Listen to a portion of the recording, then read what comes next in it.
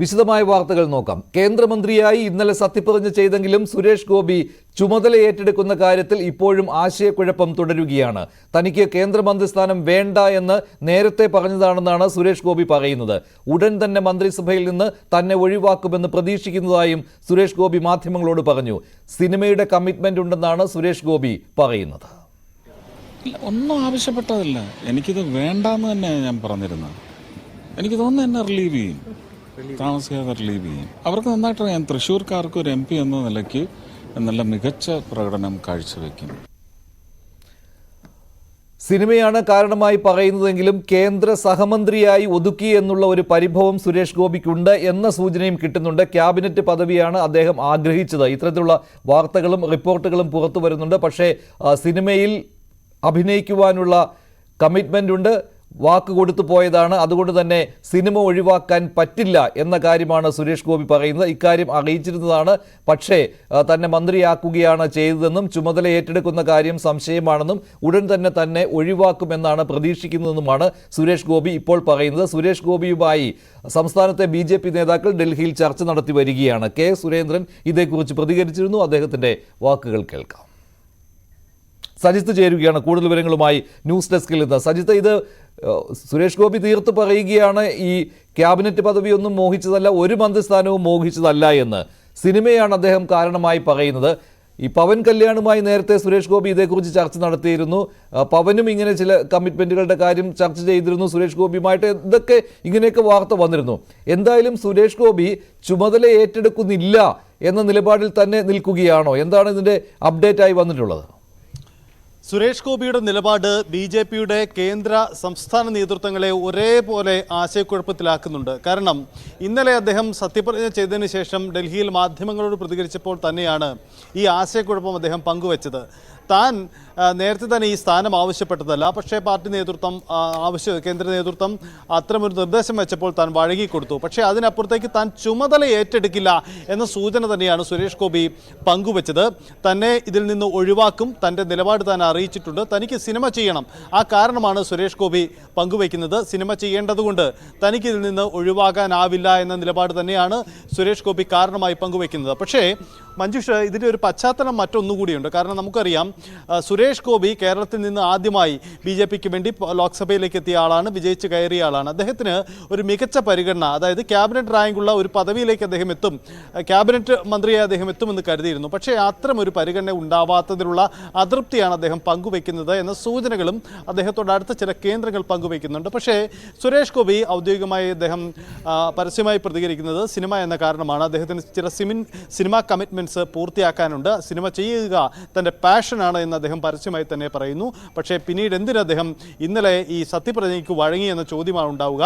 BJPയുടെ സംസ്ഥാന നേതാക്കളൊക്കെ ഈ ആശയക്കുഴപ്പം തള്ളിക്കളയുകയാണ്. കാരണം ഇതിന് അടിസ്ഥാനമില്ല, സുരേഷ് ഗോപിയുമായി ബന്ധപ്പെട്ട് പ്രചരിക്കുന്ന വാർത്തകൾ അടിസ്ഥാനമില്ല എന്നതാണ് BJP കേന്ദ്രങ്ങൾ പറയുന്നത്. പക്ഷേ അവരെയും കുഴയ്ക്കുന്നത് സുരേഷ് ഗോപി ഇത്തരമൊരു നിലപാട് പരസ്യമായി സ്വീകരിച്ചതാണ്. കാരണം ഒരു അസാധാരണ സാഹചര്യമാണ്. ഇന്നലെ സത്യപ്രതിജ്ഞ ചെയ്ത മന്ത്രിയാണ്. അദ്ദേഹത്തിന് വകുപ്പ് സംബന്ധിച്ച തീരുമാനം ഇന്ന് വരാനിരിക്കുന്നു. ഇന്ന് മറ്റ് മന്ത്രിമാരൊക്കെ ഓഫീസിലെത്തി ചുമതല ഏറ്റെടുക്കാൻ പോവുകയാണ്. ഇത്തരമൊരു സാഹചര്യം നിൽക്കുമ്പോഴാണ് താൻ ചുമതല ഏറ്റെടുക്കില്ല, തനിക്ക് ഒഴിയണം, അക്കാര്യങ്ങൾ താൻ അറിയിച്ചു എന്ന നിലപാട് സുരേഷ് ഗോപി സ്വീകരിച്ചിരിക്കുന്നത്. സ്വാഭാവികമായും ഇതൊരു ഏറ്റവും അവസാനം അതിനുശേഷം സുരേഷ് ഗോപി ഈ പാഷനാണെന്നുള്ള കാര്യം ആവർത്തിച്ചുകൊണ്ട് ഇതേക്കുറിച്ച് ചില ധാരണകൾ ഉണ്ടാക്കണം. അതായത് ഒരേ സമയത്ത് തന്നെ ഏറ്റെടുത്തിരിക്കുന്ന സിനിമകൾ തീർക്കുകയും ചെയ്യണം, അതോടൊപ്പം തന്നെ മന്ത്രി പദവി എങ്ങനെ മുന്നോട്ട് കൊണ്ടുപോകുവാൻ കഴിയും ഈ തുടക്ക സമയത്ത്, അതും ആലോചിച്ച് വരികയാണ് എന്ന് സുരേഷ് ഗോപി പറയുന്നുണ്ട് ഏറ്റവും അവസാനം. അപ്പോൾ അദ്ദേഹം ഈ ഒഴിവാക്കണം എന്നുള്ള ആവശ്യത്തിൽ നിന്ന് പിന്നോട്ട് പോയിട്ടുണ്ട് എന്നാണോ ഇപ്പോൾ മനസ്സിലാക്കുന്നത്? ഏതായാലും സുരേഷ് ഗോപിയെ മന്ത്രിയാക്കിയതിൽ അത്ര പെട്ടെന്ന് തീരുമാനം മാറ്റുവാൻ എന്തായാലും BJP ദേശീയ നേതൃത്വം തയ്യാറാവില്ലല്ലോ. മാത്രമല്ല പ്രധാനമന്ത്രി തന്നെ നേരിട്ട് ഇക്കാര്യം ഏറ്റെടുത്തതാണല്ലോ. അതാണല്ലോ, പ്രധാനമന്ത്രി ഇടപെട്ടാണല്ലോ സുരേഷ് ഗോപിക്ക് മന്ത്രിസ്ഥാനം കിട്ടിയത്. അതുകൊണ്ടൊരു മറിച്ചുള്ള ഒരു തീരുമാനം എന്തായാലും ഉണ്ടാകാൻ ബുദ്ധിമുട്ടാണല്ലോ. അങ്ങനെ വേണം കരുതാൻ മഞ്ജുഷ. കാരണം രണ്ട് പശ്ചാത്തലം. ഒന്ന്, ഈ ദേശീയ നേതൃത്വം പ്രത്യേകിച്ച് നരേന്ദ്രമോദിയൊക്കെ നേരിട്ട് ഇടപെട്ട് ഇദ്ദേഹത്തിന് മന്ത്രി പദവി നൽകിയ പശ്ചാത്തലമുണ്ട്. അപ്പോൾ ആ തീരുമാനം തിരുത്തപ്പെട്ടാൽ, തുടക്കത്തിൽ തന്നെ പിഴയ്ക്കുന്ന ആ തീരുമാനം തിരുത്തപ്പെട്ടാൽ തുടക്കത്തിൽ തന്നെ ഒരു പിഴവായി ചൂണ്ടിക്കാണിക്കപ്പെടുകയും അത് ചർച്ച ചെയ്യപ്പെടുകയും ചെയ്യും. മറ്റൊന്ന്, കേരള സാഹചര്യത്തിലേക്ക് വരുമ്പോൾ നമുക്കറിയാം, കേരളത്തിൽ കത്തോലിക്ക സഭാ നേതൃത്വം, NSS നേതൃത്വം, SNDP നേതൃത്വം ഇവരൊക്കെ സുരേഷ് ഗോപിക്ക് ലഭിച്ചിരിക്കുന്ന പരിഗണനയെ പുകഴ്ത്തി രംഗത്ത് വരികയാണ്. കേന്ദ്ര സർക്കാരിൻ്റെ BJPയുടെ തീരുമാനം അത് ഏറ്റവും ഉചിതമായ തീരുമാനമാണ്. കേന്ദ്ര സർക്കാരിൻ്റെ പ്രവർത്തനങ്ങൾക്ക് എല്ലാവിധ പിന്തുണയുണ്ടാകുമെന്ന് കത്തോലിക്ക സഭ പ്രഖ്യാപിക്കുന്നു. ഇത്തരം സാഹചര്യങ്ങൾ ഉണ്ടായ പശ്ചാത്തലത്തിൽ ആ തീരുമാനത്തിൽ നിന്ന് പിന്നോട്ട് പോവുക ബുദ്ധിമുട്ടാണ്. അതുമാത്രമല്ല, സുരേഷ് ഗോപിക്ക് വലിയ തരത്തിലുള്ള സ്വീകാര്യത കേരളത്തിൽ പൊതുസമൂഹത്തിൽ നിന്ന് ലഭിക്കുന്നുണ്ട്, സമുദായ സംഘടനകളിൽ നിന്നുണ്ട്. അതൊക്കെ BJPയുടെ രാഷ്ട്രീയ നേട്ടമാക്കി മാറ്റാനുള്ളൊരു അവസരം കൂടി കേരളത്തിലുണ്ട്. അതുകൊണ്ട് അത് ഒഴിവാക്കിയുള്ള നീക്കം സ്വാഭാവികമായും സമ്മർദ്ദം ചെലുത്തിയായാലും BJPയുടെ നേതൃത്വം ഒഴിവാക്കുക തന്നെ ചെയ്യും. അതുകൊണ്ട് സുരേഷ് ഗോപിക്ക് മേൽ വലിയ സമ്മർദ്ദമുണ്ടാകും. അദ്ദേഹത്തിന് മന്ത്രിസ്ഥാനത്ത് തന്നെ തുടരേണ്ടി വരുന്ന ഒരു പശ്ചാത്തലം. കൃത്യമായ വിലയിരുത്തലാണ്. എന്തായാലും സുരേഷ് ഗോപി അവസാനം അത്തരത്തിൽ മന്ത്രിസ്ഥാനം വേണ്ട എന്ന് വെക്കുന്നതിൽ മറിച്ചൊരു തീരുമാനം എടുത്തിട്ടുണ്ടെന്നാണ് അറിയാൻ കഴിഞ്ഞിട്ടുള്ളത്. ചില ധാരണകൾ ഉണ്ട് സിനിമാക്കാരുമായിട്ട്, നിർമ്മാതാക്കളുമായിട്ട്. ആ കമ്മിറ്റ്മെന്റ് തനിക്ക് പൂർത്തിയാക്കണം എന്നതാണ് സുരേഷ് ഗോപിയുടെ ആവശ്യം ഇപ്പോൾ വന്നിരിക്കുന്നത്. അതേസമയത്ത് തന്നെയാണ് സുരേഷ് ഗോപിയുടെ മന്ത്രിസ്ഥാനത്തിൽ സന്തോഷം പങ്കിട്ടുകൊണ്ട് വിവിധ സമുദായ സംഘടനകളും കത്തോലിക്ക സഭയും രംഗത്ത് വന്നത്. സുരേഷ് ഗോപിക്ക് മന്ത്രി പദവി കിട്ടിയത് സന്തോഷകരമാണെന്ന് NSS general secretary G. Sukumaran Nair പറഞ്ഞു. മന്ത്രിസ്ഥാനം കിട്ടുന്നതിനായി NSS ഒരു തരത്തിലും ഇടപെട്ടിട്ടില്ലെന്നും സുകുമാരൻ നായർ ഇന്ന് പറഞ്ഞു.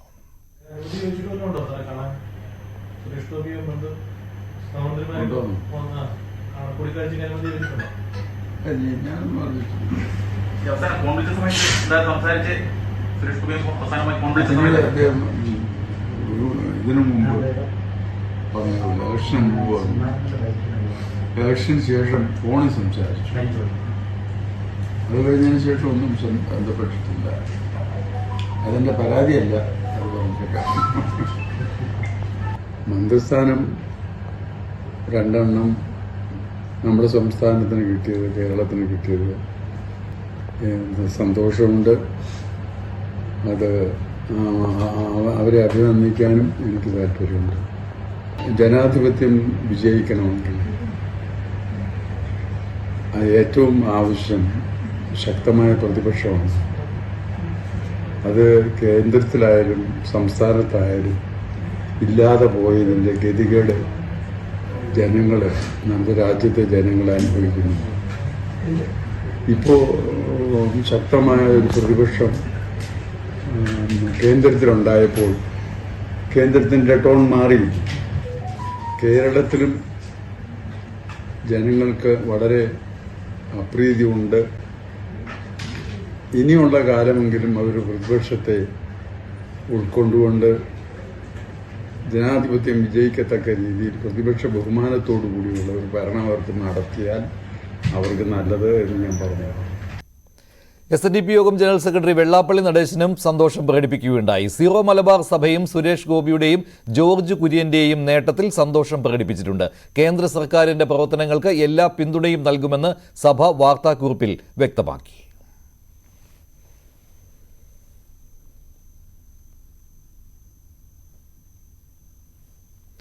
സത്യപ്രതിജ്ഞയ്ക്ക് പിന്നാലെ ഓഫീസിലെത്തി ചുമതലയേറ്റു പ്രധാനമന്ത്രി നരേന്ദ്രമോദി. കർഷകർക്ക് ധനസഹായം നൽകുന്ന ഫയലിലാണ് നരേന്ദ്രമോദി ആദ്യം ഒപ്പിട്ടത്. മന്ത്രിമാരുടെ വകുപ്പുകളെക്കുറിച്ചുള്ള പ്രഖ്യാപനം ഉടൻ ഉണ്ടാകും. വൈകിട്ടാണ് ആദ്യ കേന്ദ്രമന്ത്രിസഭാ യോഗം. 18-ാം തീയതി പാർലമെന്റ് സമ്മേളനത്തിനും തുടക്കമാകും. ER രാഗേഷ് ചേരുകയാണ് വിവരങ്ങളുമായി. കാണുന്ന ദൃശ്യങ്ങൾ പ്രധാനമന്ത്രി നരേന്ദ്രമോദി ഓഫീസിലെത്തി ചുമതലയേൽക്കുന്നതാണ്. അദ്ദേഹം ഒട്ടും വൈകിപ്പിച്ചില്ല. രാവിലെ തന്നെ ആദ്യ ഫയലിൽ അദ്ദേഹം ഒപ്പിട്ടു. കർഷകർക്ക് സഹായം നൽകുന്ന ഫയലാണ് ഇത്. ER രാഗേഷ് ചേരുന്നു വിവരങ്ങളുമായി. രാഗേഷ്, കിസാൻ സമ്മാൻ നിധി അതാണല്ലോ അദ്ദേഹം ഒപ്പിട്ട ആദ്യ ഫയൽ. കർഷകരിൽ നിന്ന് ഒരു എതിർവികാരമുണ്ടായിരുന്നു ഈ ലോക്സഭാ തെരഞ്ഞെടുപ്പിൽ എന്ന കാര്യം പൊതുവെ വിലയിരുത്തുന്നതാണ്. അപ്പോൾ കർഷകരുടെ ഒപ്പം ഉണ്ടാകും സർക്കാർ എന്ന സൂചന കൂടിയല്ലേ ഇന്നത്തെ ഈ ആദ്യം അവർക്കായുള്ള ഫയലിൽ ഒപ്പിട്ട ഈ ഒരു നീക്കം? സജിത്ത്, ഇന്ന് 11:30 കൂടിയാണ് പ്രധാനമന്ത്രി സൗത്ത് ബ്ലോക്കിൽ ഓഫീസിലെത്തി ചുമതല ഏറ്റെടുത്തത്. ഓഫീസിൽ ഉദ്യോഗസ്ഥർ അദ്ദേഹത്തെ സ്വീകരിച്ചു. അതിനുശേഷം പ്രധാനമന്ത്രി ഇന്ന് കൈക്കൊണ്ട ആദ്യ നടപടി, ആദ്യ ഫയലിൽ ഒപ്പിട്ടത് ഇപ്പോൾ മഞ്ജു സൂചിപ്പിച്ച പോലെ തന്നെ കർഷകരുമായി ബന്ധപ്പെട്ട ഫയലായിരുന്നു. കിസാൻ സമ്മാൻ നിധി, അതുമായി ബന്ധപ്പെട്ട ഫയലാണ് പ്രധാനമന്ത്രി ഒപ്പുവെച്ചത്. കിസാൻ സമ്മാൻ നിധിയുടെ 17ാമത് ഇൻസ്റ്റാൾമെൻ്റ് ആണ് ഇപ്പോൾ പ്രധാനമന്ത്രി ഒപ്പുവയ്ക്കുകയും ചെയ്തത്. അതായത് കർഷകർക്ക് 6000 രൂപ ലഭിക്കുന്ന പദ്ധതി. ഇത് രാജ്യത്തെ 9 കോടി കർഷകർക്കാണ് ഇതിൻ്റെ ആനുകൂല്യം ലഭിക്കുക. ഏതായാലും പ്രധാനമന്ത്രി അതിനുശേഷം വ്യക്തമാക്കിയ കാര്യം കർഷക ക്ഷേമത്തിനായി സർക്കാർ പ്രതിജ്ഞാബദ്ധമാണ് എന്നുകൂടി പ്രധാനമന്ത്രി വ്യക്തമാക്കുകയും ചെയ്തിട്ടുണ്ട്. ഒരു കാര്യം വ്യക്തമാണ്, പ്രത്യേകിച്ച് കർഷക സമരം അടക്കമുള്ള വിഷയങ്ങൾ കഴിഞ്ഞ സർക്കാരിൻ്റെ കാലത്ത് സർക്കാരിനെ അലട്ടിയിരുന്നു. തെരഞ്ഞെടുപ്പിൽ അത് പ്രതിഫലിക്കുകയും ചെയ്തു. ഹരിയാനയിൽ വലിയ തിരിച്ചടി ഉണ്ടായി. പഞ്ചാബിൽ നിന്ന് ഒറ്റ സീറ്റിലും വിജയിക്കാൻ സാധിച്ചില്ല. അത്തരമൊരു സാഹചര്യമൊക്കെ ഉണ്ടാകുമ്പോഴാണ് ഇപ്പോൾ ഏതായാലും നരേന്ദ്രമോദി വീണ്ടും പ്രധാനമന്ത്രിയായി ചുമതലയേൽക്കുമ്പോൾ ആദ്യ ഫയലിലായി ഒപ്പുവെക്കുന്നത് കിസാൻ സമ്മാൻ നിധി എന്നതിന് വളരെ പ്രാധാന്യം അർഹിക്കുകയും ചെയ്യുന്നത്. ഏതായാലും ഇന്ന് വൈകിട്ട് 5 മണിക്കാണ് ആദ്യ മന്ത്രിസഭാ യോഗം ചേരുന്നത്. ഈ മന്ത്രിസഭാ യോഗത്തിൽ കൂടുതൽ വീടുകൾ, ഗ്രാമീണ മേഖലയിൽ കൂടുതൽ വീടുകൾ അനുവദിക്കുന്നതുമായി ബന്ധപ്പെട്ട പ്രഖ്യാപനം ഉണ്ടാകുമെന്നാണ് സൂചന. പ്രധാനമന്ത്രി ആവാസ് യോജന പ്രകാരം ഏതാണ്ട് 2 കോടി വീടുകൾ കൂടി നിർമ്മിക്കും. കഴിഞ്ഞ ബജറ്റിൽ ഇതുമായി ബന്ധപ്പെട്ട പ്രഖ്യാപനം ഉണ്ടായിരുന്നു. ഇന്ന് ഏതായാലും ആദ്യ മന്ത്രിസഭാ യോഗത്തിൽ അത് സംബന്ധിച്ച പ്രഖ്യാപനം ഉണ്ടാകുമെന്നാണ് അറിയുന്നത്. ഒപ്പം ഇനി അറിയാനുള്ള പ്രധാനപ്പെട്ട കാര്യം മന്ത്രിമാരുടെ വകുപ്പുകൾ ഏതൊക്കെ എന്ന കാര്യത്തിലാണ്. ഏതായാലും 72 മന്ത്രിമാർ, പ്രധാനമന്ത്രി അടക്കം 72 പേർ ഇന്നലെ സത്യപ്രതിജ്ഞ ചെയ്തിരുന്നു. വകുപ്പുകൾ പ്രഖ്യാപിച്ചിട്ടില്ല. സാധാരണഗതിയിൽ ഈ സമയമാകുമ്പോഴേക്കും വകുപ്പുകൾ വരാറുള്ളതാണ്. ഏതായാലും 5 മണിക്ക് മന്ത്രിസഭാ യോഗത്തിൽ ചേരുന്നതിന് മുമ്പായി തന്നെ മന്ത്രിമാരുടെ വകുപ്പുകൾ സംബന്ധിച്ച ഔദ്യോഗിക പ്രഖ്യാപനവും ഉണ്ടാകും. ഏതായാലും 18-ാം തീയതിയാണ് സഭാ സമ്മേളനത്തിന് തുടക്കമാകുന്നത്. 20-ാം തീയതിയായിരിക്കും സ്പീക്കർ തെരഞ്ഞെടുപ്പ് നടക്കുക. ശരി, രാജേഷാണ് വിവരങ്ങൾ നൽകിയത്. കേന്ദ്ര പി രാജേഷിന്റെയും മുഖ്യമന്ത്രിയുടെയും പ്രസ്താവനയിൽ തൃപ്തരാകാതെ പ്രതിപക്ഷം നടുത്തളത്തിൽ ഇറങ്ങി പ്രതിഷേധിക്കുന്ന കാഴ്ചയും ഇന്ന് നിയമസഭയിൽ കാണാനിടയായി. സംസ്ഥാനത്തെ മദ്യനയവുമായി ബന്ധപ്പെട്ട് ചില തെറ്റായ കാര്യങ്ങൾ പ്രചരിപ്പിച്ചുകൊണ്ട് പണം പിരിക്കുന്നുവെന്ന വാർത്ത വന്നപ്പോൾ തന്നെ അത് ഗൗരവമായി എടുത്ത് സംസ്ഥാന പോലീസ് മേധാവിക്ക് പരാതി നൽകിയിട്ടുണ്ട്. അതുമായി ബന്ധപ്പെട്ടുള്ള അന്വേഷണം ഇപ്പോൾ നടന്നുകൊണ്ടിരിക്കുകയാണ്. ആ അന്വേഷണത്തിൻ്റെ ഭാഗമായി എന്തെല്ലാം കുറ്റകൃത്യങ്ങൾ കാണുന്നുണ്ടോ അതിൻ്റെ ഭാഗമായുള്ള മറ്റ് നടപടികളിലേക്ക് കടക്കും. കൂടുതൽ വിശദമായ അന്വേഷണ ഭാഗമായിട്ടാണ് ആ അന്വേഷണം ആരംഭിച്ചു കഴിഞ്ഞിട്ടുണ്ട്. ഒരു തരത്തിലുള്ള തടസ്സവും ആ അന്വേഷണത്തിനുണ്ടാവില്ല. അത് തടസ്സപ്പെടുത്തലാണോ ഉദ്ദേശം? അത് കണ്ടെത്തട്ടെ. ആ കണ്ടെത്തിയതിന് ശേഷം ആവശ്യമായ നടപടി സ്വീകരിക്കുന്നതാണ്. മദ്യനയത്തെക്കുറിച്ചുള്ള ഒരു ചർച്ചയും നടന്നിട്ടില്ല എന്ന എക്സൈസ് മന്ത്രി എം ബി രാജേഷിന്റെ പ്രസ്താവനയെ പ്രതിപക്ഷം നിയമസഭയിൽ കളിയാക്കുകയാണ് ചെയ്തത്. പിന്നെ എങ്ങനെയാണ് ടൂറിസം ഡയറക്ടർ ചർച്ച വിളിച്ചത് എന്നുള്ള കാര്യം ചോദിക്കുകയായിരുന്നു പ്രതിപക്ഷം നിയമസഭയിൽ. മുഹമ്മദ് റിയാസ് ആണോ അതോ എം ബി രാജേഷാണോ എക്സൈസ് മന്ത്രി എന്ന ചോദ്യവും പ്രതിപക്ഷം ഉന്നയിച്ചു. ആവേശം സിനിമയുടെ ഡയലോഗ് പറഞ്ഞായിരുന്നു റോജി എം ജോൺ കളിയാക്കിയത് എം ബി രാജേഷിനെ. സംസ്ഥാനത്തിന്റെ എക്സൈസ് പോളിസിയെ സംബന്ധിച്ച് ഇവിടെ യോഗം വിളിച്ചു ചേർക്കുന്നത് ടൂറിസം ഡയറക്ടറാണ്. സാർ, എക്സൈസ് വകുപ്പ് കൈകാര്യം ചെയ്യുന്നത് ബഹുമാന്യനായ ശ്രീ എം പി രാജേഷ് ആണോ അതോ ബഹുമാന്യനായ ശ്രീ മുഹമ്മദ് റിയാസ് ആണോ എന്ന് ഇപ്പോൾ കേരളത്തിലെ ആളുകൾക്ക് സംശയമുണ്ട്. വകുപ്പ് ആരുടെ കയ്യിലാണ് എന്ന് ഈ മന്ത്രിമാർ രണ്ടുപേരും കൂടെ അല്ലെങ്കിൽ മുഖ്യമന്ത്രി ഒന്ന് വ്യക്തമാക്കിയാൽ നന്നായിരിക്കും. ഇങ്ങയുടെ ഡിപ്പാർട്ട്മെന്റിൽ മദ്യനയത്തിന്റെ അവിടെ കുഞ്ഞ് ജനിക്കുകയും ചെയ്തു. ഇനി അതിന്റെ അച്ഛൻ ആരാണെന്ന് അന്വേഷിച്ചാൽ മതി സാർ. വേറെ ആളുകളാണ് വന്ന് ഇത് കാര്യങ്ങൾ നടത്തിക്കൊണ്ടിരിക്കുന്നത്. ഇതൊക്കെ ശ്രദ്ധിക്കണ്ടേ അമ്പാനെ, ഇതൊക്കെ ശ്രദ്ധിക്കണ്ടേ? അപ്പോ ഞങ്ങൾക്കൊരു സംശയം, ഇപ്പോ നോട്ട് എണ്ണുന്ന മെഷീൻ ഇരിക്കുന്നത് AKG സെന്ററിലാണോ അതോ ക്ലിഫ് ഹൗസിലാണോ എന്ന് മുഖ്യമന്ത്രി ഒന്ന് വ്യക്തമാക്കിയാൽ നന്നായിരിക്കും. അതുകൊണ്ട് ഞങ്ങൾ ആവശ്യപ്പെടുന്നു, ഈ വെളിപ്പെടുത്തലുകളെ കുറിച്ച് അടിയന്തരമായ അന്വേഷണം വേണമെന്ന് LDF-ന്റെ കൺവീനർ തന്നെ പറയുകയാണ്. അത് തന്നെയാണ് ഞങ്ങളുടെ ആവശ്യം. ഇത് സംബന്ധിച്ച് വിശദമായ അന്വേഷണം നടക്കണം. ഇതിനെ സംബന്ധിച്ച് വിജിലൻസിന്റെ പരിശോധന നടക്കണം. ഇത് സംബന്ധിച്ച് കൃത്യമായ ജുഡീഷ്യൽ അന്വേഷണം നടക്കണം.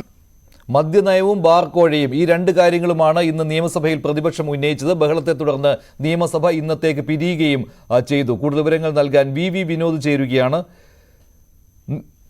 നിയമസഭയിൽ നിന്ന്. കൂടുതൽ വിവരങ്ങൾ നൽകാൻ MG മിഥുൻ ചേരുകയാണ് നിയമസഭയിൽ നിന്ന്. മിഥുൻ, ഇവിടെ ഈ ബാർക്കോഴ ആരോപണം ഉന്നയിച്ചപ്പോൾ എക്സൈസ് മന്ത്രിയെയും മുഹമ്മദ് റിയാസിനെയും ബന്ധപ്പെടുത്തിക്കൊണ്ട് അവരെ രണ്ടുപേരെയും കൂട്ടിക്കെട്ടിയുള്ള ആരോപണമാണല്ലോ ഉന്നയിച്ചത് പ്രതിപക്ഷം. ഇതിന് പിന്നീട് രാജേഷ് മറുപടി നൽകിയില്ലേ?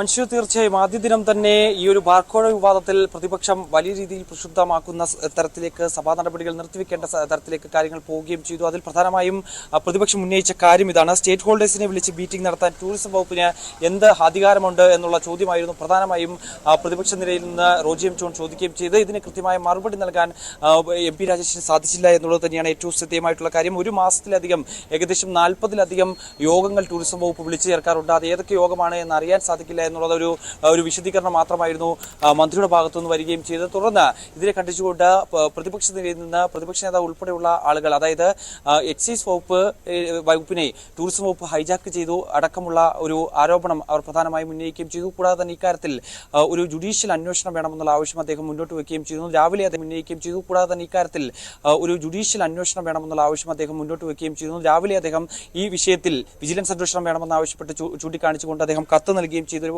പശ്ചാത്തലമുണ്ട്. അതിന് പിന്നാലെയാണ് ഇപ്പോൾ ഒരു സമഗ്രമായ ജുഡീഷ്യൽ അന്വേഷണം വേണമെന്നുള്ള ആവശ്യം കൂടി പ്രതിപക്ഷം ഇപ്പോൾ ഈ വിഷയത്തിൽ ഉന്നയിക്കുകയും ചെയ്തത്. ഇക്കാര്യത്തിൽ മുഖ്യമന്ത്രി കൂടി പ്രതികരണവുമായി രംഗത്ത് വരികയും ചെയ്തു. അതായത് മുഖ്യമന്ത്രി ഇക്കാര്യത്തിൽ മറുപടി പറയണമെന്നുള്ള, അതായത് ജുഡീഷ്യൽ അന്വേഷണം നടത്താൻ തയ്യാറുണ്ട് എന്ന് മുഖ്യമന്ത്രിയോട് പ്രതിപക്ഷം ചോദ്യം ഉന്നയിക്കുകയും ചെയ്തു. മുഖ്യമന്ത്രി മിണ്ടാതിരിക്കുന്നത് സത്യം തെളിയുന്നത് കൊണ്ടാണ് എന്നുള്ള ഒരു പരാമർശം കൂടി പ്രതിപക്ഷ നിരയിൽ നിന്ന് ഉയർന്നു വന്നതോടുകൂടി മുഖ്യമന്ത്രി ഇക്കാര്യത്തിൽ പ്രതികരണവുമായി രംഗത്ത് വരികയും ചെയ്തു. ഇല്ലാത്ത കാര്യങ്ങൾ കെട്ടിച്ചമയ്ക്കുകയാണ് പ്രതിപക്ഷം ചെയ്യുന്നത്. കൂടാതെ പരാതി വന്നപ്പോൾ തന്നെ പോലീസ് മേധാവിക്ക് ഇത് സംബന്ധിച്ചുള്ള പരാതി നൽകിയിട്ടുണ്ട്. ഇപ്പോൾ അതിന്റെ അന്വേഷണം നടക്കുന്നുണ്ട്. ഒരു തരത്തിലുമുള്ള തടസ്സപ്പെടുത്തലും അന്വേഷണത്തിൽ ഉണ്ടാവില്ല. പ്രതി തന്നെ. എന്നാൽ ഈ ഒരു വിഷയത്തിൽ എക്സൈസ് വകുപ്പ് മന്ത്രി MP രാജേഷാണ് ഇതിൽ പ്രതിയായിട്ടുള്ളത്. ആ പ്രതി തന്നെ ഈ ഒരു അന്വേഷണത്തിന് അന്വേഷണം നടത്തണമെന്നുള്ള പരാതി മുന്നോട്ട് വെക്കുന്നു. ഇക്കാര്യത്തിൽ സുതാര്യമായ അന്വേഷണം നടക്കാൻ സാധ്യതയില്ല. കൂടാതെ തന്നെ ഈ ഓഡിയോ ക്ലിപ്പ് വന്നതുമായി ബന്ധപ്പെട്ടുള്ള അന്വേഷണം മാത്രമാണ് ഇപ്പോൾ നടക്കുന്നത്. അതിൽ ഗൂഢാലോചന നടന്നിട്ടുണ്ട്. ഒപ്പം തന്നെ ഇതിൽ പണം പിരിക്കുന്നതിന് വേണ്ടി നിർദ്ദേശം നൽകിയതിനെ കുറിച്ച് യാതൊരുവിധ അന്വേഷണമോ അല്ലെങ്കിൽ അതിൽ FIR ഇതുവരെയും രജിസ്റ്റർ ചെയ്തിട്ടില്ല എന്നുള്ളൊരു ആരോപണം കൂടി പ്രതിപക്ഷം ഉന്നയിക്കുന്നു. അങ്ങനെ ശക്തമായ വാദപ്രതിവാദങ്ങളാണ് പ്രധാനമായും ഇന്ന് സഭയിൽ അരങ്ങേറുകയും ചെയ്തത്. തുടർന്ന് പ്രതിപക്ഷ അംഗങ്ങൾ നടുത്തളത്തിലിറങ്ങി പ്രതിഷേധിക്കുന്ന സ്ഥിതിയിലേക്ക് കാര്യങ്ങൾ പോയി. സ്പീക്കറുടെ ഡയസിന് മുന്നിൽ പ്ലക്കാർഡ് ഉയർത്തിക്കൊണ്ട് പ്രതിപക്ഷം പ്രതിഷേധിച്ചതിനെ തുടർന്ന് സഭാ നടപടികൾ വേഗത്തിലാക്കി സഭ ഇന്നത്തേക്ക് പിരിയുകയായിരുന്നു. ശരി, MG ബിന്ദുവാണ് വിവരങ്ങൾ നൽകിയത്. നിയമസഭ ആദ്യ ദിവസം തന്നെ നേരത്തെ പിരിയേണ്ടി വന്നു. ബാർക്കോഴ ആരോപണമാണ് നിയമസഭയിൽ പ്രതിപക്ഷം ഉന്നയിച്ചത്. തൃശൂരിലെ തെരഞ്ഞെടുപ്പ് തോൽവിക്കും അതിനുശേഷമുണ്ടായ കൂട്ടയടിക്കും പിന്നാലെ തൃശൂർ DCC പ്രസിഡന്റ് രാജിവെച്ചു. UDFന്റെ ജില്ലാ ചെയർമാനും രാജിവെക്കുമെന്ന് അറിയിച്ചിട്ടുണ്ട്. ജോസ് വള്ളൂർ ആണ് രാജിവെച്ചത്. ഇന്നും പ്രവർത്തകർ ചേരിതിരിഞ്ഞ് മുദ്രാവാക്യം മുഴക്കുന്ന കാഴ്ചയായിരുന്നു. സംഘർഷാവസ്ഥയ്ക്ക് കാരണവുമായിട്ടുണ്ട് ഇക്കാര്യം. പോസ്റ്ററുകൾ 2 പേർക്കും അനുകൂലമായിട്ടും ഇന്നും പ്രത്യക്ഷപ്പെട്ടു. ജോസ് വള്ളൂരിന് അനുകൂലമായുള്ള പോസ്റ്ററുകൾ കണ്ടു. കഴിഞ്ഞ ദിവസം ജോസ് വള്ളൂരിനെതിരായുള്ള പോസ്റ്ററുകളായിരുന്നു കൂടുതലും DCCയുടെ മതിലിൽ കണ്ടത്. ചേരി തിരിഞ്ഞുള്ള വാക്ക് തർക്കവും ഉണ്ടായി. ഡാനി ഇപ്പോൾ ചേരുകയാണ് കൂടുതൽ വിവരങ്ങളുമായി. ഡാനി, എന്തായിരുന്നു തൃശൂർ DCCയിലെ ഇന്നത്തെ സംഭവം? ഇപ്പോൾ ജോസ് വള്ളൂർ രാജിവെച്ചു കഴിഞ്ഞു. UDF ചെയർമാന്റെ ഒരു നിലപാട് എന്താണ്? അദ്ദേഹം രാജിയിലേക്കാണ് പോകുന്നത്?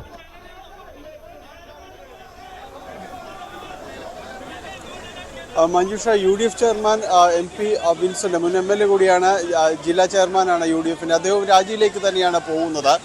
രാജി സന്നദ്ധ തന്നെ അറിയിച്ചു. താൻ രാജിവെക്കുകയാണെന്ന് അദ്ദേഹം വ്യക്തമാക്കിയിട്ടുണ്ട്. അതിന് ഒരു പ്രധാനപ്പെട്ട കാരണം K മുരളീധരന്റെ തോൽവി, അതേ തുടർന്നുണ്ടായ സംഭവ വികാസങ്ങൾ തന്നെയാണ്.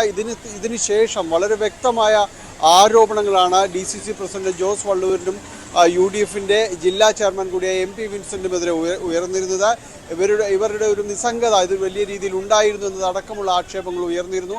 ഇതിനുശേഷം ഇരുവർക്കുമെതിരെ പോസ്റ്ററുകൾ പ്രത്യക്ഷപ്പെടുകയും ചെയ്തു. മുരളീധരൻ അനുകൂലിക്കുന്ന വലിയ വിഭാഗം പ്രവർത്തകരുടെ പരസ്യമായിട്ട് രംഗത്ത് വരികയും DCCക്ക് മുന്നിൽ തന്നെ വാർത്താ സമ്മേളനങ്ങളടക്കം ഇവർക്കെതിരെ ചില പ്രതികരണങ്ങൾ വന്നിട്ടുണ്ട്. അതിലേക്ക് പോകാം.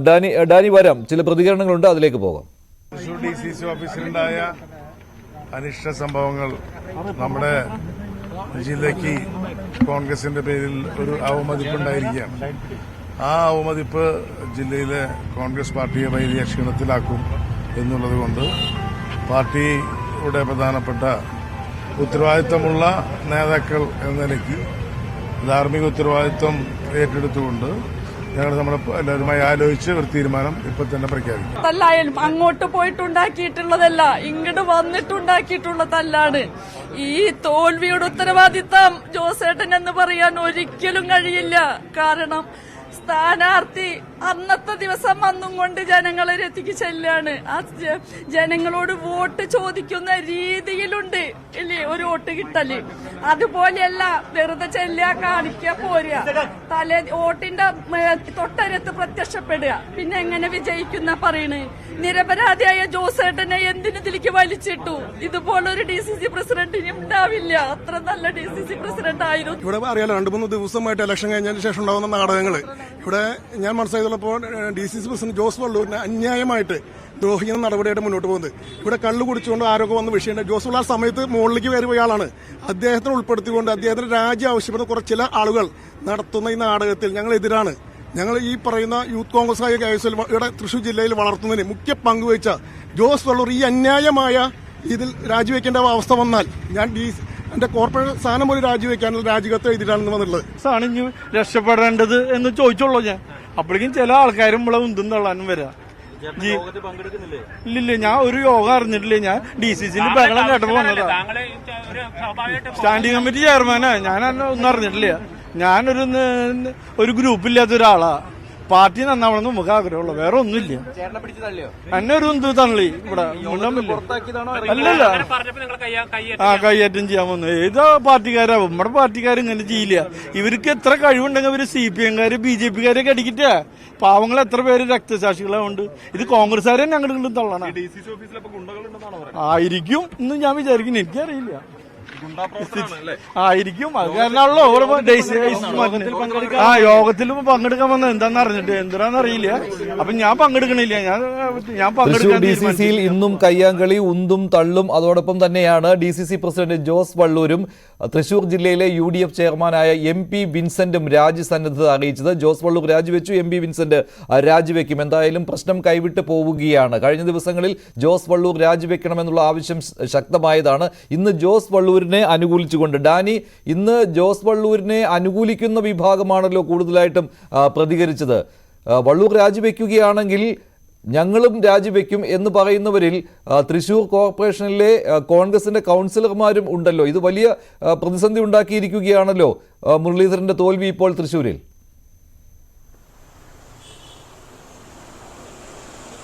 തീർച്ചയായും മഞ്ജുഷ, കാരണം ഈ പ്രതിസന്ധി നാൾക്ക് നാൾ വർദ്ധിക്കുകയാണ്. കാരണം ഓരോ ദിവസവും ഓരോ എന്ന രീതിയിൽ പ്രതികരണങ്ങളിലേക്ക് വരുന്നു. DCC ഓഫീസിനകത്ത് തന്നെ അക്രമ സംഭവങ്ങൾ ഉണ്ടാകുന്ന രീതിയിലേക്ക് വരുന്നു. ഇന്നിപ്പോൾ ജോസ് വള്ളൂരിനെ അനുകൂലിക്കുന്നവരൊരു സംഘം എന്ന രീതിയിൽ പറയാം. ആ രീതിയിലേക്ക് അതിവൈകാരികമായ പ്രകടനങ്ങളെല്ലാം തന്നെ അവരുടെ ഭാഗത്തു നിന്നുണ്ടാകുന്നു. അനുവദിക്കില്ല എന്ന് പറയുന്നു. അതേസമയം രാജിവെച്ച് തീരൂ എന്ന് പറഞ്ഞ ഒരു മറുവിഭാഗവും ആ സമയത്ത് രംഗത്ത് വന്നിരുന്നു. ഇവരെ പോലീസ് വരെ അവിടെ വന്ന് ഇടപെടേണ്ട ഒരു അവസ്ഥയിലേക്ക് അടക്കം കാര്യങ്ങൾ വന്നിരുന്നു. അങ്ങനെ ഈ രീതിയിലേക്ക് ഒരു സംഘർഷാവസ്ഥയുടെ ഒരു കേന്ദ്ര ബിന്ദു എന്ന രീതിയിലേക്ക് ആ DCC ഓഫീസ് അടക്കം പരിസരം മാറുന്നൊരവസ്ഥയാണ് ഉണ്ടാകുന്നത്. എന്തായാലും ജോസ് വള്ളൂരിനോട് MP വിൻസെന്റിനോടൊപ്പം KPCC നേതൃത്വം അടക്കം ശക്തമായ നിർദ്ദേശം നൽകിയിട്ടുണ്ട്. അതിൽ AICCയുടെ അടക്കമുള്ള നിർദ്ദേശങ്ങൾ ഉണ്ടായിരുന്നു. കാരണം ഇത് അവമതിപ്പുണ്ടാക്കുന്ന രീതിയിലേക്ക് അടക്കമുള്ള കാര്യങ്ങൾ പോയിരുന്നു. ഇത് അനുവദിക്കാൻ കഴിയുകയില്ല. ഇതിൻ്റെ ഉത്തരവാദിത്വം ആ സ്ഥാനങ്ങളിലിരിക്കുന്നവർക്ക് എന്ന രീതിയിൽ തന്നെയുള്ള നിർദ്ദേശങ്ങൾ വന്നിരുന്നു. അതിൻ്റെ അടിസ്ഥാനത്തിൽ കൂടിയാണ് ഇപ്പോൾ രാജിയിലേക്ക് പോകുന്നതെന്ന സൂചനകളാണ് ലഭിക്കുന്നത്. വൈകാതെ ഇരുവരുടെയും രാജി അത് പ്രഖ്യാപിക്കുകയും ചെയ്യും. അതേസമയം DCCയുടെ ഉത്തരവാദിത്വം മുതിർന്ന നേതാക്കൾ VK ശ്രീകണ്ഠൻ, അതോടൊപ്പം തന്നെ ബെന്നി ബെഹനാൻ ഇവർക്ക് ആർക്കെങ്കിലും തന്നെ കൈമാറും എന്ന രീതിയിലാണ് നിലവിൽ ലഭ്യമാകുന്ന സൂചനകൾ. മുതിർന്ന നേതാക്കൾ തൃശ്ശൂരിൻ്റെ ജില്ലയിൽ ഈ പ്രശ്നങ്ങൾ അത് പരിഹരിച്ചുകൊണ്ട് പ്രവർത്തകരെ ഏകോപിപ്പിച്ചുകൊണ്ട് മുന്നോട്ട് പോകണം. പ്രത്യേകിച്ച് ഇപ്പോഴത്തെ ഒരു രാഷ്ട്രീയ അവസ്ഥ കൂടിയുണ്ട്. തൃശ്ശൂർ കോൺഗ്രസിൽ നിന്നടക്കം കൈമോശം വന്നിരിക്കുന്ന രീതിയിലേക്ക് വന്നിരിക്കുന്നു. BJP വിജയം നേടിയിരിക്കുന്നു. അപ്പോൾ ഈ ഒരു ഘട്ടത്തിൽ പാർട്ടിയെ കൂടുതൽ ക്ഷീണിപ്പിക്കുന്ന നിലപാടുകളിലേക്ക് പ്രവർത്തകർ നീങ്ങരുത്, ചേരിതിരിഞ്ഞ് വലിയ രീതിയിലൊരു അടിതിരിവിലേക്കൊന്നും പോകരുതെന്ന് നേതാക്കൾ പറയുന്നുണ്ട്. അതുകൊണ്ട് പുതിയ DCC പ്രസിഡന്റ് ഒരു ചുമതല വൈകാതെ തന്നെ നൽകിക്കൊണ്ടുള്ള തീരുമാനങ്ങളുണ്ടാകും. അതിനുശേഷമായിരിക്കും മറ്റു പരിപാടികൾ അത് ഏകോപിപ്പിച്ചു കൊണ്ടുപോകുന്ന കാര്യങ്ങൾ അടക്കമുള്ള കാര്യങ്ങൾ തീരുമാനമുണ്ടാകുക. ഇപ്പോഴാണ് വിവരങ്ങൾ നൽകിയത്. തൃശൂർ DCCയിൽ ഒന്നും ശരിയായല്ല സംഭവിക്കുന്നത് എന്ന കാര്യമാണ് ഇന്നും വ്യക്തമായിട്ടുള്ളത്. രാജ്യസഭാ സീറ്റ് ചർച്ചകൾ തുടരുകയാണ്. LDFിലാണ് ചർച്ച കൊഴുക്കുന്നത്. അവിടെ ഇതുവരെ സീറ്റ് വിഭജനം പൂർത്തിയായിട്ടില്ല.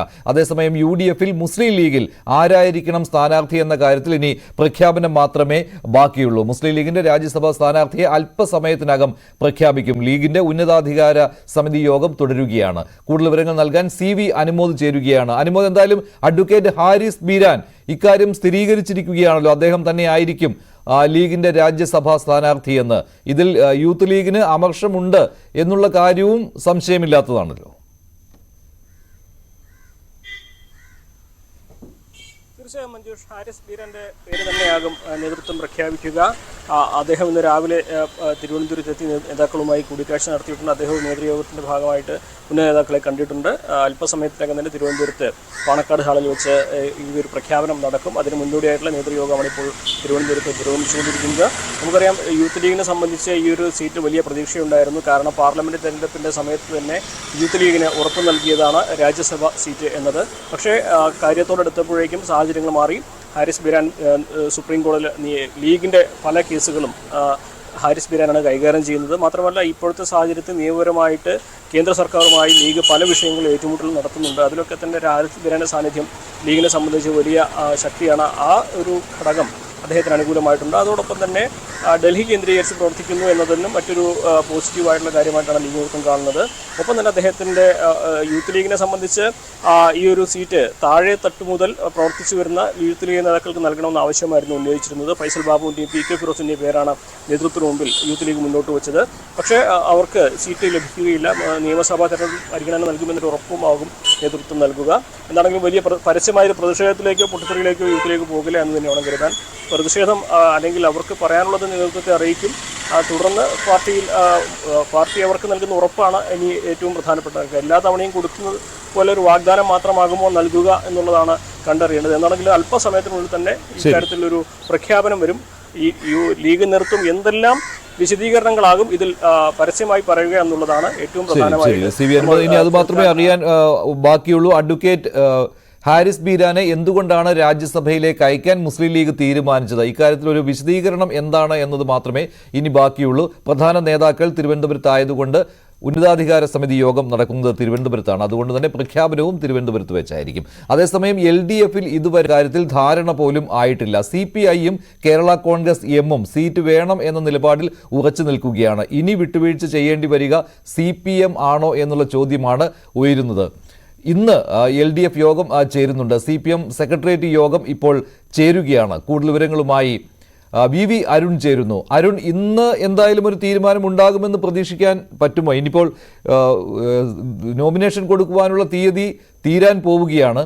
അപ്പോൾ ഇനി ഇത് നീട്ടിക്കൊണ്ട് പോകുവാൻ കഴിയുകയില്ല. അവസാനം ഒരു ടേം അടിസ്ഥാനത്തിലെങ്കിലും CPM ഒരു വിട്ടുവീഴ്ച ചെയ്യുമെന്നാണോ ഇപ്പോൾ കരുതേണ്ടി വരിക? CPI-യും കേരള കോൺഗ്രസ് എമ്മും വഴങ്ങാത്ത ഈ സാഹചര്യത്തിൽ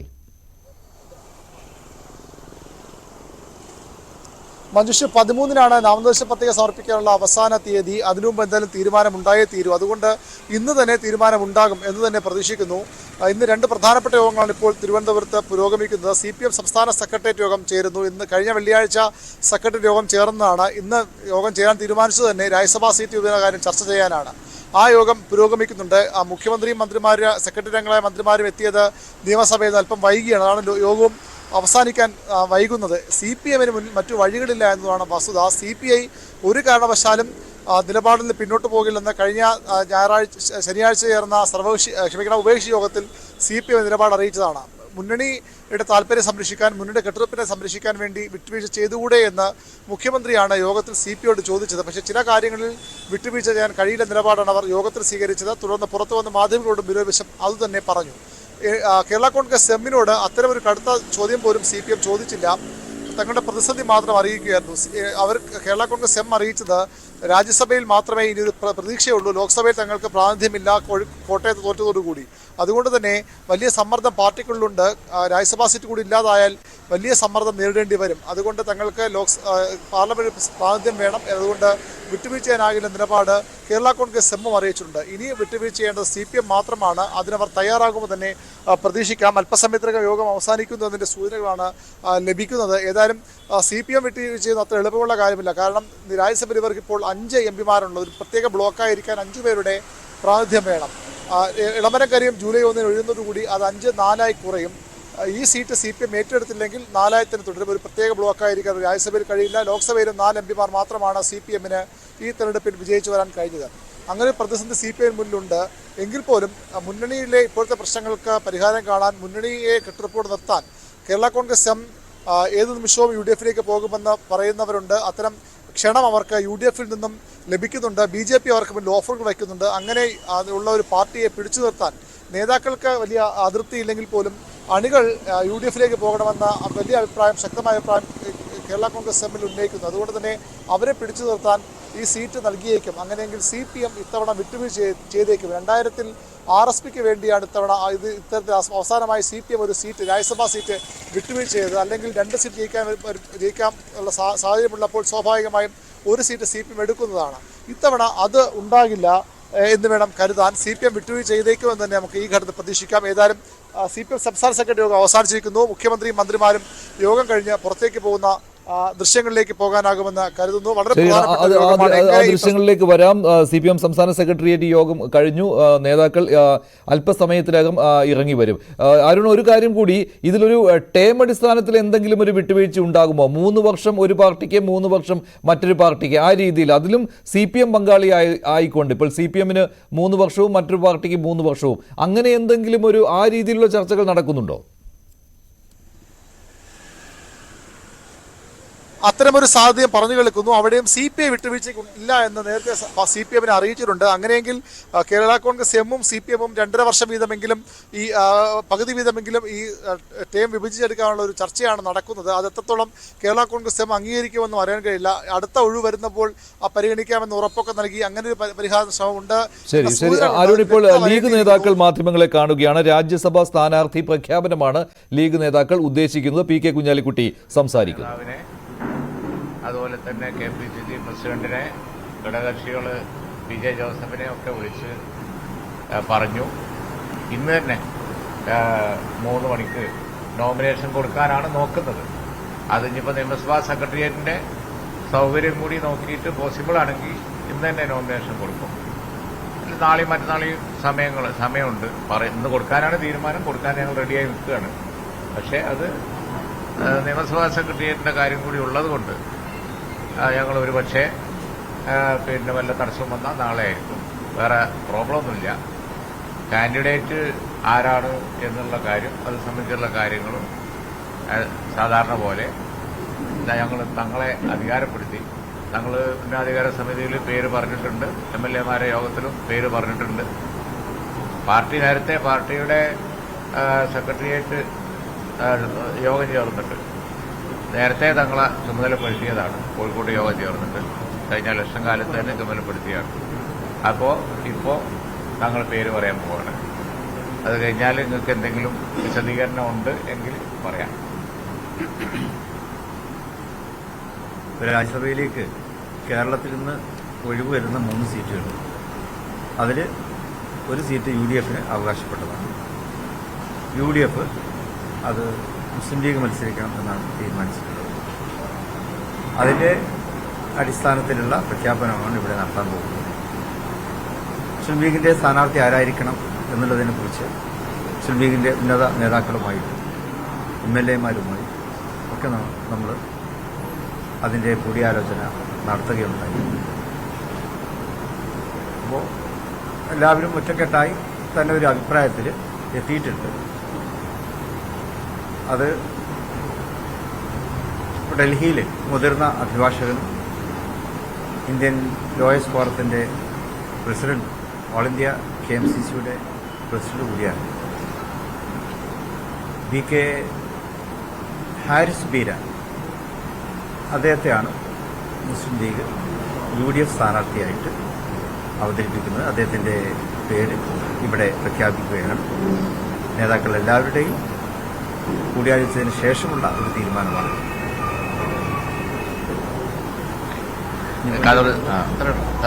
We have already announced the decision. Do you want to say? Okay.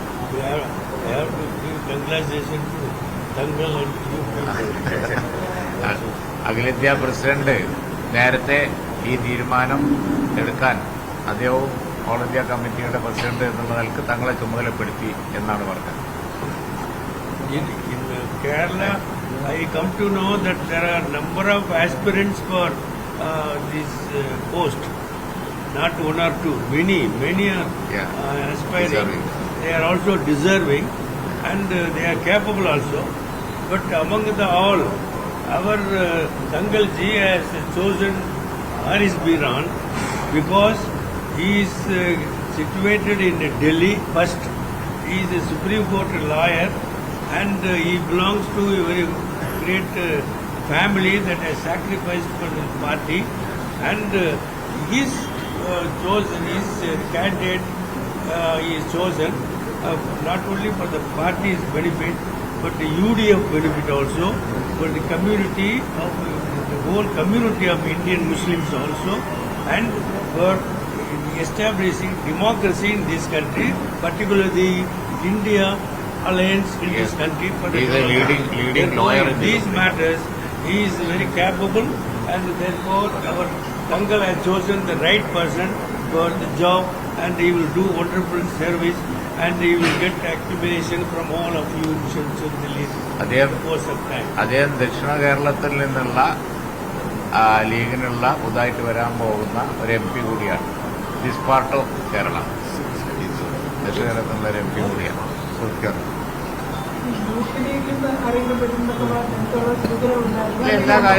എല്ലാ കാര്യങ്ങളും പരിഗണിച്ചതിന് ശേഷം തങ്ങളെടുത്ത തീരുമാനം യുവജന പ്രാതിനിധ്യത്തെ കുറിച്ചാണ് നിങ്ങൾ ചോദിക്കുന്നുണ്ടെങ്കിൽ തങ്ങൾ അദ്ദേഹം ഒരു യൂത്താണ്.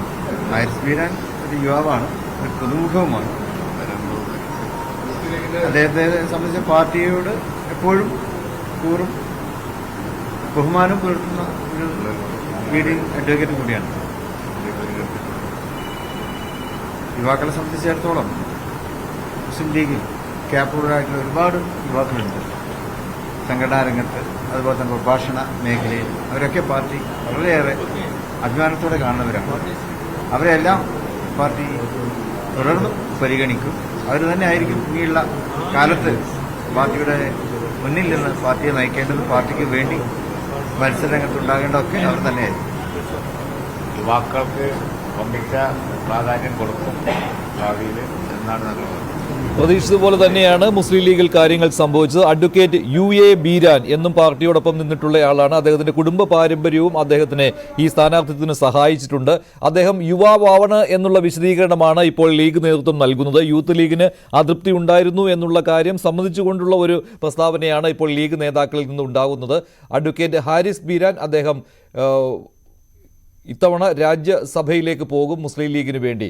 അനുമോദ് പ്രതീക്ഷിച്ച കാര്യമാണല്ലോ സംഭവിച്ചിരിക്കുന്നത്. അതിന് ഇപ്പോൾ നേതൃത്വം പറയുന്ന വിശദീകരണം അത് എത്രത്തോളം യൂത്ത് ലീഗിന് സമ്മതമുള്ള ഒന്നായി തീരും. പിന്നെ ഹാരിസ് ബീരാൻ അദ്ദേഹത്തിൻ്റെ കുടുംബ പശ്ചാത്തലവും കുടുംബ പാരമ്പര്യം ഇതൊക്കെ സഹായിച്ചിട്ടുണ്ടല്ലോ ഈ രാജ്യസഭാ സീറ്റിന്.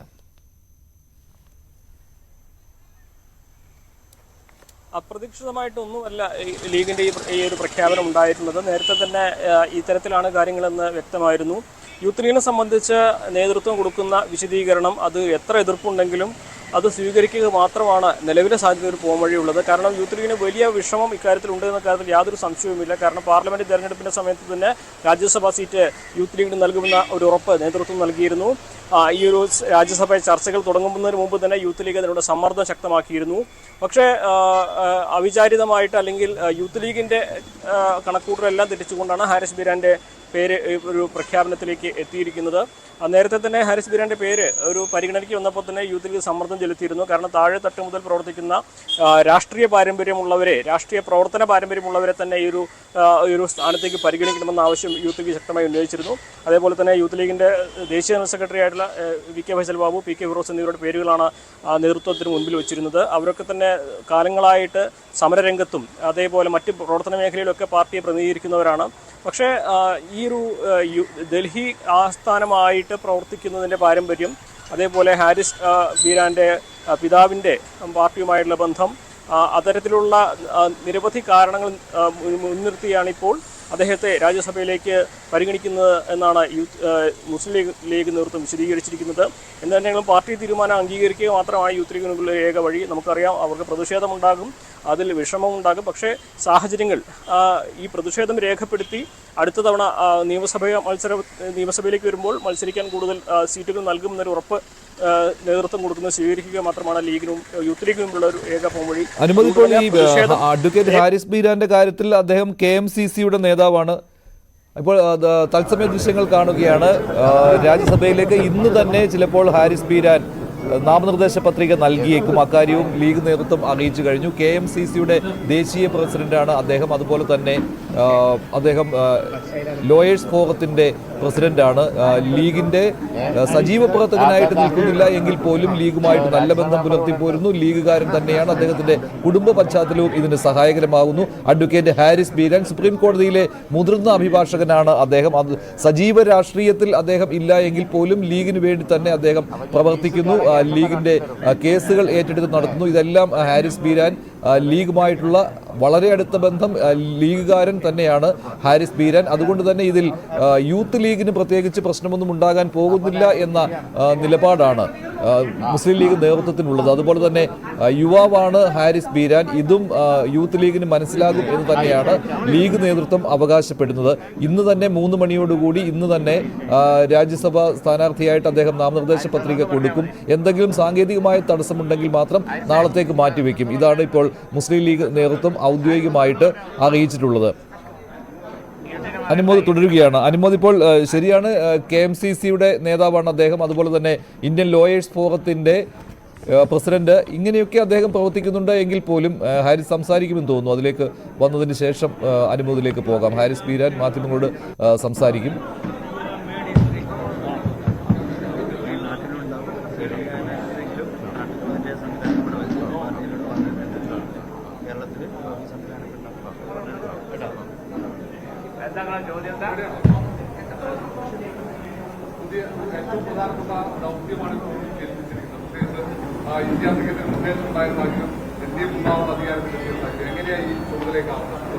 ആദ്യം തന്നെ പാർട്ടിയോടും പാർട്ടി നേതൃത്വം, അതായത് ബഹുമാനപ്പെട്ട തങ്ങളും കുഞ്ഞാലിസാഹിബും ഉൾപ്പെടെയുള്ള പാർട്ടി നേതൃത്വത്തിനോടുമുള്ള എൻ്റെ നന്ദിയും കടപ്പാടും ആദ്യം തന്നെ ഞാനിവിടെ രേഖപ്പെടുത്തുകയാണ്.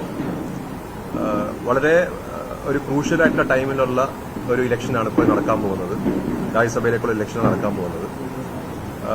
എന്നെ സംബന്ധിച്ചിടത്തോളം ഞാൻ ഡൽഹിയിൽ തന്നെയാണ് 10-25 വർഷമായിട്ട് തുടർന്നുകൊണ്ടിരിക്കുന്നത്. അതുകൊണ്ട് ആ ഒരു പോസിറ്റീവ് നോട്ടിലായിരിക്കണം പാർട്ടി എന്നെ ദൗത്യം ഏൽപ്പിച്ചിരിക്കുന്നത്. മാത്രവുമല്ല, ഞാൻ കേരളത്തിലേക്കും ഒരു ഓഫീസ് ഇടുകയും കേരളവുമായിട്ടുള്ള ലൈസൻസ് എപ്പോഴും ഉണ്ടാവുകയും ഇവിടെ എൻ്റെ സാന്നിധ്യം ഉറപ്പിക്കുകയും ചെയ്യണം എന്നുള്ള ഒരു നിർദ്ദേശവും എനിക്ക് തന്നിട്ടുണ്ട്. അപ്പോൾ അതും നടപ്പിലാക്കും. ഇന്നത്തെ ഒരു സാഹചര്യം എന്ന് പറയുന്നത് ഭരണഘടനയെ സംരക്ഷിക്കാനുള്ള ഒരു സാഹചര്യമാണ് പാർലമെന്റിൽ നമ്മുടെയൊക്കെ ഒരു ദൗത്യം എന്ന് പറയുന്നത്. ഈ ഭരണഘടന അവിടെ സംരക്ഷിക്കപ്പെട്ട് കഴിഞ്ഞാൽ പിന്നെ നമുക്ക് ഇതിനകത്തൊന്നും പേടിക്കേണ്ട ഒരു ആവശ്യവുമില്ല. അപ്പോൾ ആ ഒരു ദൗത്യവുമായിട്ട് മുന്നോട്ട് പോകാനാണ് പാർട്ടി എനിക്ക് നിർദ്ദേശം നൽകുന്നത്. പാർട്ടി എന്നിൽ വിശ്വാസം അർപ്പിച്ചിരിക്കണം. ആ വിശ്വാസം കാത്തു സംരക്ഷിക്കേണ്ട ഒരു ബാധ്യതയും എനിക്കുണ്ട്. ആ കാത്തു സംരക്ഷിക്കാനുള്ള എല്ലാ കാര്യങ്ങളും ആയിട്ടുമായി മുന്നോട്ട് പോകും എന്ന് മാത്രം ഞാൻ പറയും.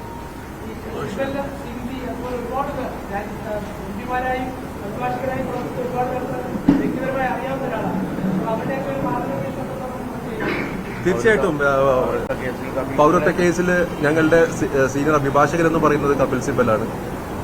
അപ്പോൾ തീർച്ചയായിട്ടും അവരുടെയൊക്കെ മാർഗനിർദ്ദേശം ഞാൻ നേടുന്നതായിരിക്കും. അതെനിക്കൊരു മുതൽക്കൂട്ടായിട്ട് തന്നെ ആണെന്നാണ് ഞാൻ കരുതുന്നത്. പൗരത്വ കേസ് കോർഡിനേറ്റ് ചെയ്യുന്നത് ആയിരിക്കും. ന്യൂനപക്ഷങ്ങൾ പൗരത്വ കേസ്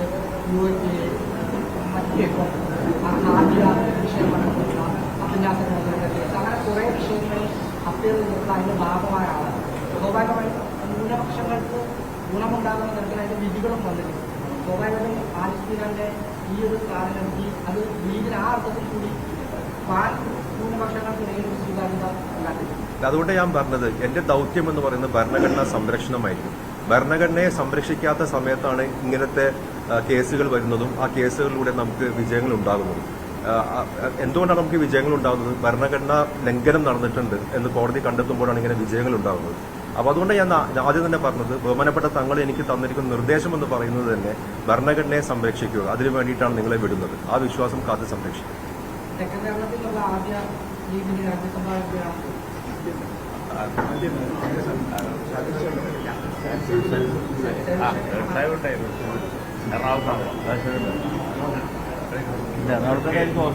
എറണാകുളത്ത് നമ്മളൊരു ഓഫീസ് സെറ്റപ്പ് ചെയ്യും.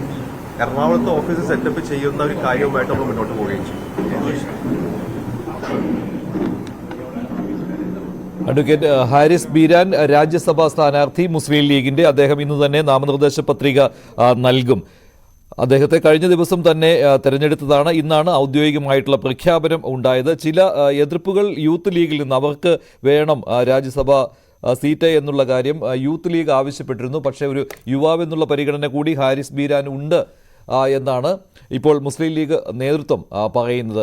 സുപ്രീം കോടതിയിലെ ലീഡിംഗ് അഭിഭാഷകനാണ് അഡ്വക്കേറ്റ് ഹാരിസ് ബീരാൻ.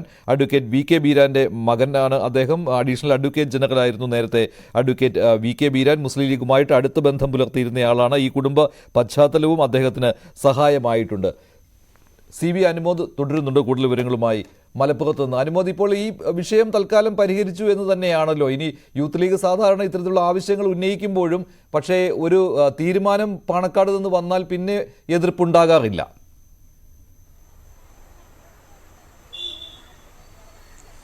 തീർച്ചയായും മഞ്ജുഷ, അങ്ങനെ തന്നെയാണ് യൂത്ത് ലീഗിൻ്റെ കാലങ്ങളായിട്ടുള്ള ഒരു രീതി. പാണക്കാട് തങ്ങൾ പറയുന്നത് അനുസരിക്കുക, അനുസരണശീലമുള്ള അണികളായി തുടരുകയാണ് യൂത്ത് ലീഗിൻ്റെ കാലങ്ങളായിട്ടുള്ള ഒരു രീതി ഉള്ളത്. അത് തന്നെയാണ് അവരുടെ വിഷമം അവർ നേതൃത്വത്തെ അറിയിക്കും, അവരുടെ ആ ഒരു പ്രതിസന്ധി നേതൃത്വത്തെ അറിയിക്കും. പക്ഷേ നേതൃത്വത്തിൻ്റെ വാക്ക് വിശ്വസിച്ച് മുന്നോട്ട് പോവുക മാത്രമാണ് യൂത്ത് ലീഗ് നേതാക്കൾ ചെയ്യാറുള്ളത്. ഇത്തവണയും അതുതന്നെയാണ് ഇനി ചെയ്യാൻ പോകുന്നതും. എന്താണെങ്കിലും ആഭ്യന്തരമായിട്ടൊരു കലാപത്തിനോ പാർട്ടിയെ സമ്മർദ്ദത്തിലാക്കി കുഴപ്പത്തിലാക്കാനോ ഒന്നും യൂത്ത് ലീഗ് നേതാക്കൾ പരസ്യമായിട്ട് തയ്യാറാകില്ല എന്ന് ഉറപ്പാണ്. കാരണം ഇനിയൊരു നിയമസഭാ തെരഞ്ഞെടുപ്പിൻ്റെ സമയത്ത് അർഹിക്കുന്നൊരു പരിഗണന യൂത്ത് ലീഗ് നൽകുമെന്നൊരു ഉറപ്പ് എന്താണെങ്കിലും നേതൃത്വം നൽകിയിട്ടുണ്ട്. സ്വാഭാവികമായിട്ടും അത് വിശ്വസിച്ച് പ്രവർത്തനങ്ങളുമായി മുന്നോട്ട് പോവുക എന്നുള്ളതാണ്. പക്ഷേ യൂത്ത് ലീഗിനെ സംബന്ധിച്ച് ഈ ഒരു നഷ്ടം അത് വലുത് തന്നെയാണ്. കാരണം രാജ്യസഭാ സീറ്റ് എന്നത് അവർക്ക് വളരെ പ്രതീക്ഷയുണ്ടായിരുന്ന ഒരു സ്ഥാനമായിരുന്നു. പാർലമെൻറ്റ് സീറ്റിൻ്റെ ആചര്യത്തിൽ അവർ അവകാശം ഉന്നയിക്കുമ്പോഴും അവരുടെ മനസ്സിലുണ്ടായിരുന്നത് രാജ്യസഭാ സീറ്റ് എന്നൊരു കാര്യം തന്നെയാണ്. കാര്യം 2 സീറ്റിൽ മുതിർന്നവർ തന്നെ മത്സരിക്കുമെന്ന് അവർക്കറിയാമായിരുന്നു. 3ാമതൊരു സീറ്റ് ലഭിച്ചാൽ അത് യൂത്ത് ലീഗിന് നൽകണമെന്ന ആവശ്യമായിരുന്നു അന്ന് ഉന്നയിച്ചിരുന്നത്. 3ാമത് വന്നത് രാജ്യസഭാ സീറ്റാണ്. അപ്പോൾ അത് കിട്ടുമെന്നൊരു പ്രതീക്ഷ അവർക്കുണ്ടായിരുന്നു. അപ്പോൾ മുൻപ് ഉണ്ടായിരുന്നത് പോലെയല്ല. മുൻപ് ഒക്കെ ഒരു വാഗ്ദാനം മാത്രമായിരുന്നെങ്കിൽ ഇത്തവണ ആ ഒരു വാഗ്ദാനം ഏതാണ്ട് ലഭിക്കുമെന്ന പ്രതീക്ഷ തന്നെ യൂത്ത് ലീഗിനുണ്ടായിരുന്നു. ആ ഒരു പ്രതീക്ഷ തന്നെയായിരുന്നു യൂത്ത് ലീഗ് നേതാക്കളൊക്കെ പങ്കുവച്ചിരുന്നത്. പക്ഷേ ഈ ഹാരിസ് ബീരാൻ്റെ കടന്നുവരവും അതുപോലെ ഡൽഹിയിലെ സാഹചര്യങ്ങളും എല്ലാം യൂത്ത് ലീഗിന് അവരുടെ ആ ഒരു പ്രതീക്ഷിച്ച നേട്ടത്തിലേക്ക് എത്താൻ കഴിയുന്ന ഒരു അവസ്ഥ. CV അനുമോദ്, അതിൽ ലീഗ് നേതാക്കൾ പറയുന്ന കാര്യവും ഇങ്ങനെയാണ്. ലീഗിന്റെ കേസ് നടത്തിപ്പിലൊക്കെ വലിയ പങ്ക് വഹിച്ചിട്ടുള്ള ആളാണ് അഡ്വക്കേറ്റ് ഹാരിസ് ബീരാൻ. ലീഗുമായിട്ട് അടുത്ത ബന്ധം പുലർത്തുന്ന ആൾ. ഇങ്ങനെയുള്ള അനുകൂല ഘടകങ്ങളെല്ലാം ഹാരിസ് ബീരാന് തുണയാവുകയാണ് ചെയ്തത്. അദ്ദേഹം രാജ്യസഭ സ്ഥാനാർത്ഥിയായിട്ട് അല്പസമയത്തിനകം നാമനിർദ്ദേശ പത്രിക നൽകും. വെള്ളാപ്പള്ളി നടേശന്റെ ഒരു പ്രതികരണം CPM-നെതിരെ. ആലപ്പുഴയിലും പത്തനംതിട്ടയിലും CPM-ന്റെ സ്ഥാനാർത്ഥി നിർണയം പാളിയെന്ന് വെള്ളാപ്പള്ളി നടേശൻ. 2 പേരും ഐസക്കും ആരിഫും തോൽക്കുമെന്ന് പറഞ്ഞിരുന്നതായും ഇക്കാര്യം അറിയിക്കേണ്ടവരെ അറിയിച്ചിരുന്നുവെന്നുമാണ് വെള്ളാപ്പള്ളി നടേശൻ പറഞ്ഞത്. ആരിഫിനോട് പറയേണ്ട കാര്യം തനിക്കില്ലെന്നും വെള്ളാപ്പള്ളി പറഞ്ഞു.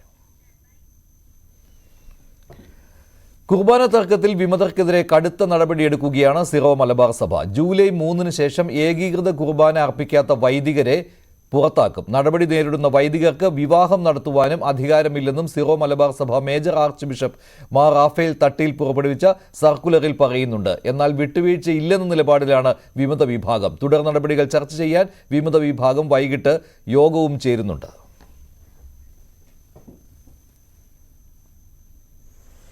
2021 നവംബർ 28 മുതൽ എറണാകുളം അങ്കമാലി അതിരൂപതയിലെ പള്ളികളിൽ ഏകീകൃത കുർബാന അർപ്പിക്കണമെന്നായിരുന്നു സിനഡിന്റെ നിർദ്ദേശം. എന്നാൽ ഇതിനെതിരെ ഒരു വിഭാഗം വൈദികരും വിശ്വാസികളും എതിർത്തിരുന്നു.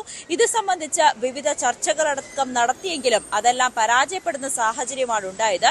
ഇതിനിടെ കഴിഞ്ഞ ദിവസം major archbishop Mar Raphael Thattil വത്തിക്കാനിലെത്തി മാർപ്പാപ്പയുമായി കൂടിക്കാഴ്ച നടത്തിയിരുന്നു.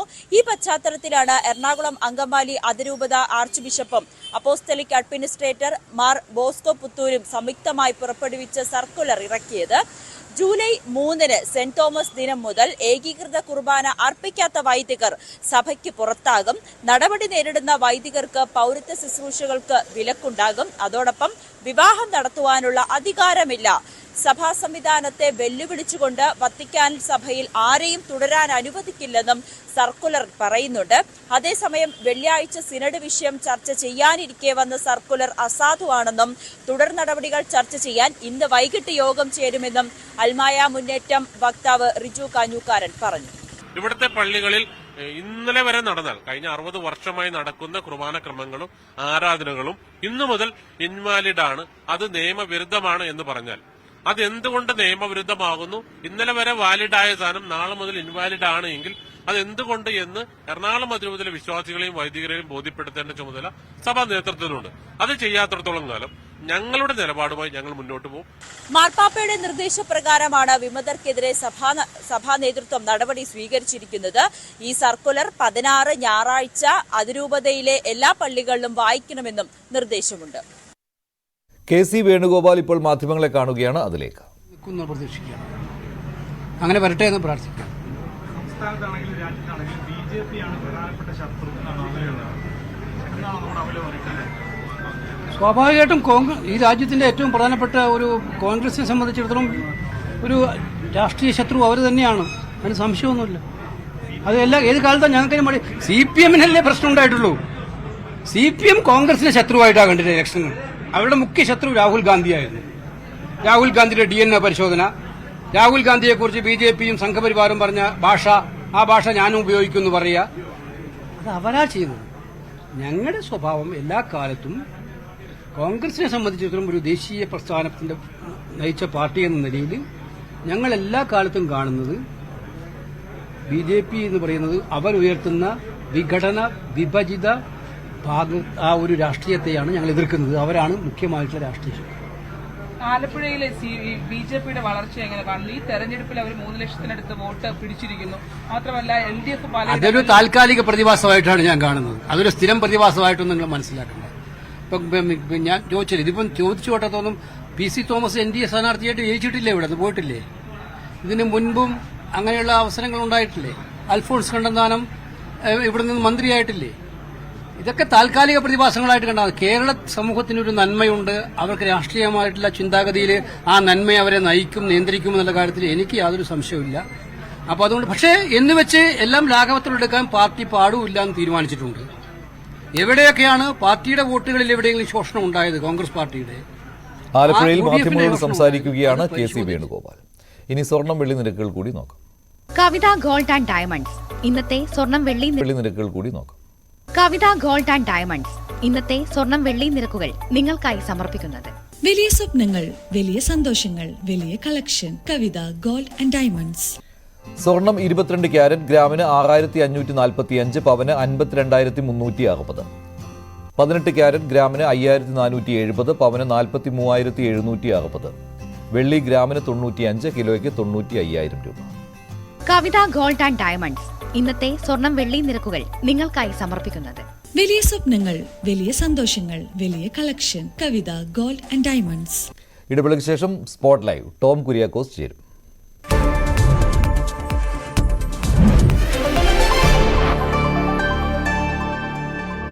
ഈ വകുപ്പുകൾ ഏതെങ്കിലും ആകാനുള്ള സാധ്യത